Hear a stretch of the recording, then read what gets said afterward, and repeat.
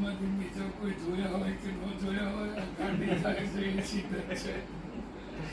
સિદ્ધત્વનો જે સિમ્બોલ છે એ ગિરનારમાં લાગી ગયો. આ ગિરનારમાં ખબર પડી. આપણે ઘણી બધા પ્રયોગો કર્યા છે ગિરનાર છે એ એટલા માટે કે એ ગુરુની જગ્યા હતી અને ગુરુનું નામ છે કોઈ દાડો ડેમેજ થાય કે વીક થાય કે એ રીતે ના થાય એટલા માટે કાફી પ્રયોગ છે. પણ એ બધા હવામાંથી ડાયરેક્ટ કઈ રીતે ઓપરેટ થાય છે? તો પૃથ્વીના પરમાણુ, જળના પરમાણુ, અગ્નિના પરમાણુ, વાયુના પરમાણુ, અંતરિક્ષના પરમાણુ, જે પરમાણુ વિજ્ઞાન છે એ હર પરમાણુ છે એ કોઈ દાડો મરતો જ નથી. હર પરમાણુ છે એ અવિનાશી છે, અખંડ છે અને કોઈ દાડો એનો જન્મ અને મૃત્યુ છે.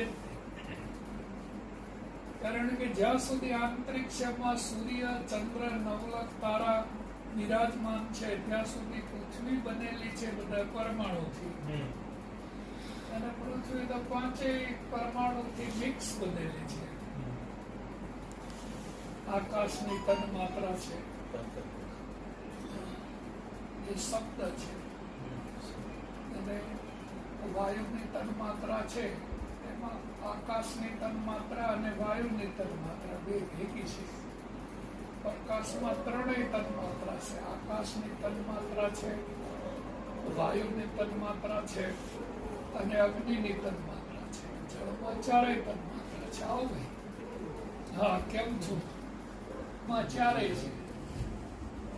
આકાશની તન માત્રા છે, વાયુની તન માત્રા છે, અગ્નિની તન માત્રા છે, જળની તન માત્રા છે, પૃથ્વી બાકી. એટલે પૃથ્વી છે ને એ ચૈતન્ય છે.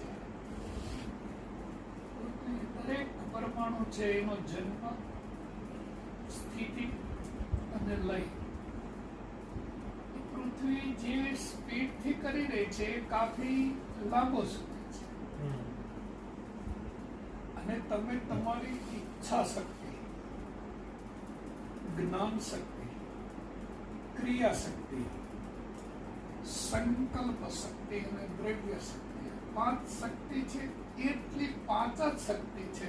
મારે બ્રહ્માંડમાં, આખા બ્રહ્માંડમાં કોઈ પણ શક્તિ છે અને કોઈ વ્યક્તિ પુરવાર ના કરી શકે. સાયન્ટિફિક ભાષા શક્તિ બધી ઇન્ટરનલ છે અને આપણે બધી શક્તિઓની સ્થાપનાઓ બહિર્મુખ કરેલી છે. શક્તિ તો છે જ પણ એ તમારા ચિત્તમાં પડેલી શક્તિ છે. એ જો તમે ડેવલપ કરો તો તમારી ઈચ્છા શક્તિથી જ, જેવી રીતે આપણે મહાભારત કે રામાયણની અંદર જે અસ્ત્ર શસ્ત્ર નિર્માણ કરતા હતા ઋષિ મુનિઓ, એ કઈ પોલ્ટર, રસૂલ ને ટેસ્લા નીના ગોળે કઈ ભેગા થઈને કેમિકલના મિશ્રણો નતા કરતા. એ તો ખાલી હાથમાં એક નાનું એવું સાંઠીકડું લઈ અને પોતાની ઈચ્છા શક્તિથી બ્રહ્માસ્ત્ર. એટલે તમે તમારી ઈચ્છા શક્તિ, જ્ઞાન શક્તિ અને ક્રિયા શક્તિ, 3 શક્તિ છે. તમોગુણી, રજોગુણી અને સત્વગુણી. આ 3 શક્તિને ડેવલપ કરી લો ઇન્ટરનલ તો તમે શક્તિને પ્રાપ્ત કરી કહેવાય. અને 3 પાસ પ્રેક્ટિકલ કરીએ ઘસાય. એ પાસ તમારે એકલા બેસીને કરવા પડે રાત્રિના સમયે. જ્યારે તમે બંને સૌ એકલા હોય ત્યારે બધા પ્રયોગો થાય.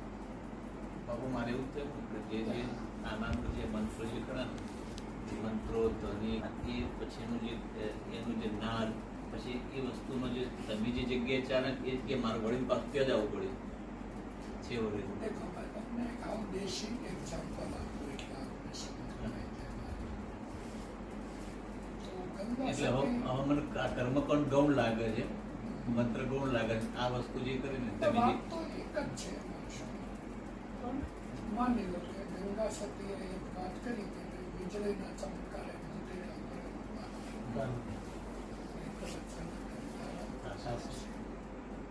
જોતરે જોતામાં દિવસો વિયારે જશે પામે 21,600 ને કાળ થશે. ચલો એક વાત તો સમજમાં આવી જાય કે ગંગા સતીએ વીજળીનો ચમકારો જોયો અને પ્રેરણા થઈ કે વીજળીના ચમકારે મોતીના પીવો. જોતરે જોતામાં દિવસો વિયારી ગયા 21,600 ને કાળ થશે. હિમાલય જોશો કોઈ વાર? જેના તો હિમાલય જાય ને તેની તને ખબર પડી જાય કે 21,600 ફૂટ ઉપર છે કૈલાસનું શિખર. કમ્પ્લેટ પરફેક્ટનો માપતાલ છે અને ત્યાં ફ્યુઝન થાય છે, વીજળી થાય છે. એ જાનેવાલી પીનારા અરોરા વાયરન્સ કે સાયન્ટિફિક ભાષામાં એ કૈલાસના ફરતી છે ને આડી રિંગ છે જાનેવાલી પીનારા. ઉપરથી જોવે ને તો સેટેલાઇટથી તો કૈલાસનું શિખર છે ને એના ફરતી રિંગ છે. આપણે શનિના વલયો હોય ને એના જેવી જાનેવાલી પીનારા વીજળીના ચમકારે મોતીના પ્રવાહ. પણ એ તો ઠીક છે, વીજળી જનરેટ કઈ રીતે થાય? પેલા તો વીજળીનું કાચું રો મટીરિયલ શું છે અને એ જનરેટ કઈ રીતે થાય? વીજળી ઉત્પન્ન કઈ રીતે થાય આકાશમાં? તો એ વાત છે એના કરતા 1000 વોલ્ટેજ ઊંચી છે. કારણ કે વીજળીનો ચમકારો થાય એ પહેલા શું થાય? તો પહેલો તારે લો જે લાગે સમજવાનો, તારે જે સમજવાનો લો છે જે લો તને બરાબર બોધ થાય એ ગ્રેવિટેશનલ ફોર્સ છે, ગૃહત્વ આકર્ષણ બળ. એ વોટ ઇઝ ગૃહત્વ આકર્ષણ બળ? સ્ટડી કરવી પડે હારી. એકલો. પછી બીજો છે વિદ્યુત ચુંબકીય બળ, એ બીજો ફોર્સ. અને ત્રીજો ફોર્સ છે અણુની નાભીમાં રહેલી અનલિમિટેડ અર્જિત થયેલી શક્તિ, સ્ટ્રોંગ ફોર્સ. અને કેન્દ્રના અંદરથી જે બહિર પરમાણુ ફેંકાય એને કહેવાય વીક ફોર્સ, દુર્બળ બળ, જે કેન્દ્રમાંથી બહાર ફેંકે. અને બહાર ફેંકેલા પરમાણુ છે એ જ્યારે હવાના સંપર્કમાં આવે ત્યારે વીજળીનો ચમકારો થાય. 4 મટીરિયલ તો પહેલા 4 ફોર્સિસ એ પહેલા ચાલતા હોય અને 5મા ફોર્સિસમાં વીજળી થાય. એ એવી રીતે થાય કે આ પહેલો ફોર્સિસ છે જે પૃથ્વીના પરમાણુ છે એ દૂધ છે અને દૂધમાં 12 કલાક રૂપાંતર થાય. 13મી કલાકે ટેન્શન ઊભું થાય, વેક્યુમ ફિલ્ડ સર્જાય, આમાં એક ધડાકો થાય, બધું દૂધ દહીંમાં ટ્રાન્સફોર્મ થઈ જાય. નામ રૂપને ધર્મ બધું બદલાય, એટમ બદલાય, પરમાણુ બદલાય.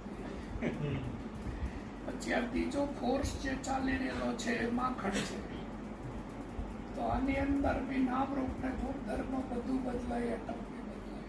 આ ચોથો ફોર્સ ઘી છે અને આ 5મો ફોર્સ છે ને એ ઘીમાંથી આપણે ભગવાનનો દીપક નથી કરતા, દીવો. એ જે દીવો છે ને એ પ્રાણ છે, વાયુ નથી. જે પ્રાણ છે ને એ અગ્નિ છે. હા, ઓક્સિજન છે એ હવા છે, એ વાયુ છે. 21,600 એના જે કાળ ખાવાનો છે, બિગ બેંગ માંથી જે એનર્જીનો ધડાકો થયો અને ધડાકો થયા પછી જે સ્પંદિત થઈ ઉર્જા ખબર છે એક પેલી સિરિયલ આવતી હતી ભારત એક ખોજ, હા सबसे पहले ये नहीं था वो नहीं था जल नहीं था थल नहीं दूरदर्शन था पर है ना?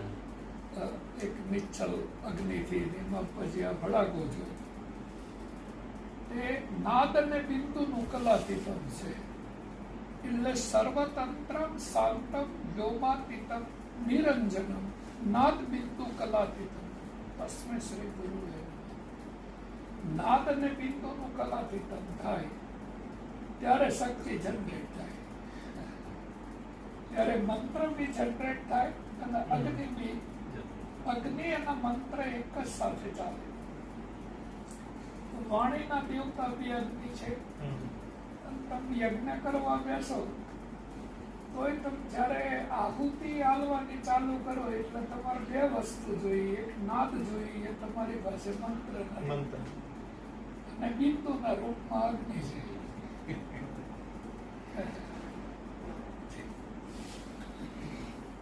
તો આ બધી વાતો એટલી બધી સૂક્ષ્મ છે કે ગંગા સતી એ જે વાત કરી છે તો અદ્ભુત વાત છે, પણ એ ઘડીની વાત છે. આજે બધી ટેકનોલોજીમાં ડેવલપ થતી જાય છે. પિંડ અને બ્રહ્માંડ થી પરસે ગુરુજી મારા તેનો દેખાડું તમને દેશ. એટલે હોતી પિંડ અને હોતી બ્રહ્માંડ. તારો જે ટ્રાવેલિંગ છે એ તો પહેલો સૂર્યની નાભીમાંથી નીકળે એને ટ્રીમ થિયરી કે, અને ટ્રીમ થિયરી છે જ્યારે ગતિ કરે એટલે તારું જે અસ્તિત્વ છે એ ધ્વનિની પ્રતિધ્વનિ છે અને કંપનનું પ્રતિકંપન છે. એ બે ફ્રીક્વન્સી ભેગી થઈ ચંદ્રમાં જાય, ત્યાંથી પાછો તારો બીજો જન્મ થાય અને 7 પ્લેટોમાંથી ઉભરો નીકળે, પૃથ્વીમાં આવે, બીજો જન્મ થાય. ઉપનિષદોમાં એવું કીધેલું છે એમ કે ભાઈ આપણો જન્મ કઈ રીતે થાય તો રહી અને પ્રાણથી. હવે પ્રાણ એટલા અગ્નિ જ કહેવાય અને રહી એટલે વાણી નાદ છે. રહીનો મતલબ થાય માતૃકા શક્તિ. 16 સ્વર 36 વ્યંજન અને માતૃકા શક્તિ. એ માતૃકા શક્તિ છે એ એવી છે કને કઈ નહીં ક, પછી કને કાનો કા, કા જે છે એ માતૃકા શક્તિ છે. અને માતૃકા શક્તિ પછી પરાજય શક્તિ છે તો બધી બિંદીઓ છે.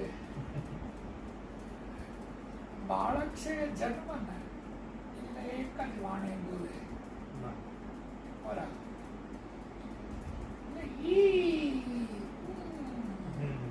છોકરા રમતા હોય તો તારે જોવાનું એક જ વાણી વાપરે અને એ છે પરા.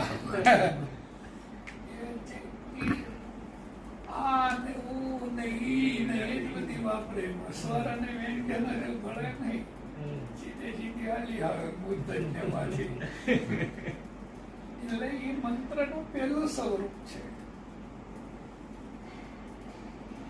તમે કોઈ પણ મંત્રનું ઉચ્ચારણ ચાલુ કરો તો એનો એક શેડો અગ્નિમાં હોય અને બીજો શેડો તમારી વૈખરી વાણીમાં હોય અને સાથે 10 નાદ હોય. પેલા નાદથી ચાલુ થાય કે 10 નાદ અને પછી પરાપય શક્તિ મધ્યમમાં અને વિકરી 14 ડાયમેન્શનમાં આવે ત્યારે શબ્દ નિર્માણ થાય. 13 ડાયમેન્શન તો ખાલી રો મટીરિયલ છે, પણ ડાયમેન્શનની અંદર જો સમજાવવામાં કે સમજવામાં આવે તો દરેક બાળક છે એને વાણી બી સમજાઈ જાય જૂની ભજનની અને સાયન્સ બી સમજાઈ જાય. પણ હવે એટલું બધું સ્ટડી કરવી બી મુશ્કેલ છે. છે ટોટલ સાયન્સ.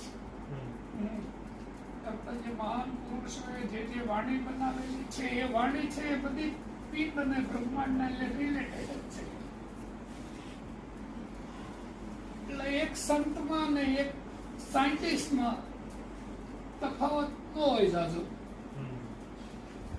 પણ સાયન્ટિસ્ટ જ હોય. પણ ઇન્ડિયાના ઋષિમુનિઓ જે છે 88,000 ઋષિમુનિ, 80,000 પેગંબર અને જેટલા જતી સતી થઈ ગયા એ બધા સાયન્ટિસ્ટ નહીં, સુપર સાયન્ટિસ્ટ કહેવાય. અને ડિઝાઇનર નહીં, ડિવાઇન ડિઝાઇનર કહેવાય.